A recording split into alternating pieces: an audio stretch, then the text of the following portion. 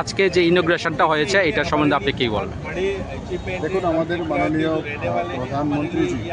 প্রধানমন্ত্রী হওয়ার পর থেকে আমাদের ভারতবর্ষের বিভিন্ন রাজ্যে আমাদের মূল যে আধ্যাত্মিক স্থানগুলো আছে সেইগুলো কিন্তু উনি পুনর্নবীকরণের হাত লাগিয়েছেন।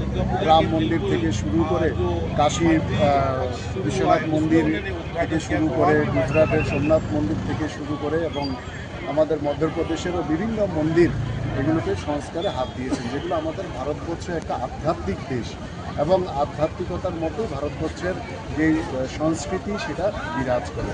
তো সেটা তো আমাদের কেন্দ্রীয় সরকারের প্রসাদ প্রকল্পে এটাকে নবীকরণ করা হয়েছে, পুরো সংস্কারণ করা হয়েছে। এটা আমাদের ত্রিপুরা রাজ্যের এবং ত্রিপুরাবাসীদের জন্য অত্যন্ত আমাদের গৌরবের এবং আমাদের জন্য অত্যন্ত আনন্দের, এবং মাননীয় প্রধানমন্ত্রী নিজে এসছেন সেটাকে উদ্বোধন করার জন্য।